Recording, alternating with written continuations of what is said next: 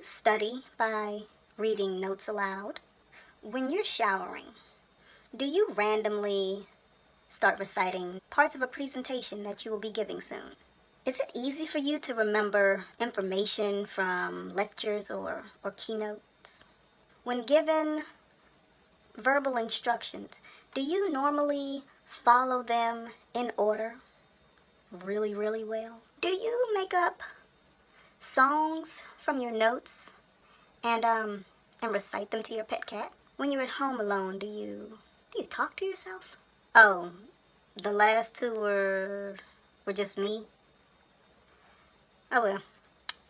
Nah, I'm cool with that. I mean, I guess I'm a bit of a auditory learner. The general education teacher is talking and lecturing and yapping about the different parts of speech. A verb is a word used to describe an action. An adverb modifies the verb. A pronoun. You look around and Marisol and Taisha and Dion are sitting up straight and smiling and paying close attention to every little word the teacher says. You then look to the other side of you, and James and Belinda are looking just as you were feeling, lost. But Kevin sitting behind you, he's back there picking his nose. The special education teacher, though, he notices all three of you. Well, four if you include old Booger Lips. He sees that you all are at the brink of an academic death, and he instructs everyone to stand up. He then calls on Kevin, mainly to, well, get him to stop snacking on his mucus chips, and whispers something in his ear. Rightfully, Kevin smiles and starts running around the classroom. He then instructs Mr. Booger to stop and ask you.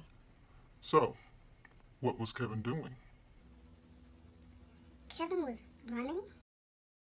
He then turns to Dion and asks, And which word in the sentence was a verb? The word running isn't actually a verb, it's a noun, but the word run is. The special education teacher then turns to Taisha and asks, And why is the word run a verb? Because run is an action. Good job, guys. You did awesome. That's when the chorus of "Wow!" sounds off in the class.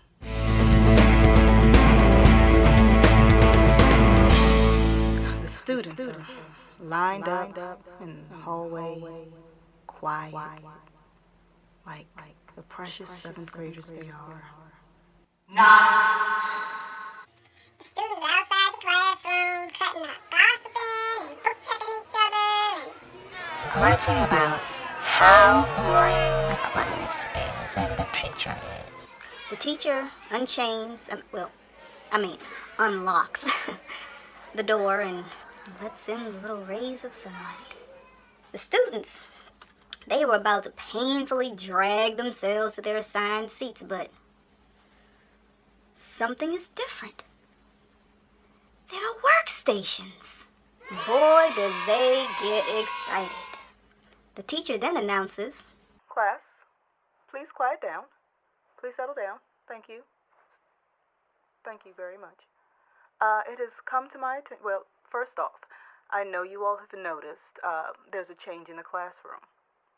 Yes, well, it's come to my attention that me lecturing you and then forcing you all to read these 10-year-old textbooks is boring the life out of you.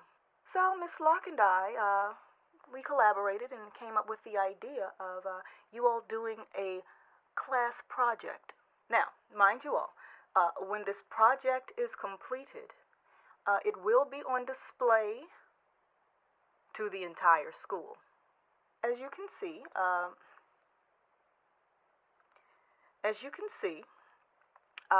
there are 4 separate workstations. Now, each of these workstations has separate materials. Just want to let you all know The groups will be randomly selected, so there's no crying when you're not with your friend. Okay? That goes for you. Now, being as though you all have been learning about dinosaurs, their diets, and where they lived, geography, landforms, and whatnot, we felt as though you all should construct a beautiful environment, complete with water forms and landforms, and those landforms will definitely have vegetation. Okay? This will basically be reinforcing what we have been going over for the past 2 weeks. Now, the project should take no longer than 1 week to complete, and each group will definitely have their turn at, each workstation.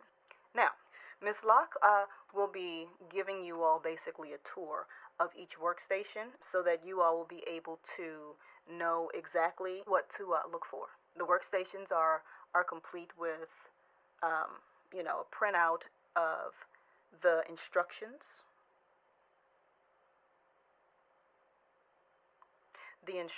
that you all will have to follow. But don't hesitate to raise your hand and ask a question if you do feel the need. Okay? Miss Locke, you may go ahead on and